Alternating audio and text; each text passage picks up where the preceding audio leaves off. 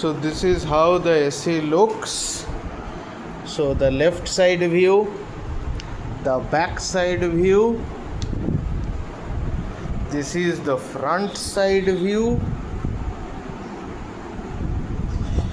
this is the tubing which I have received, this is the user manual and the remote.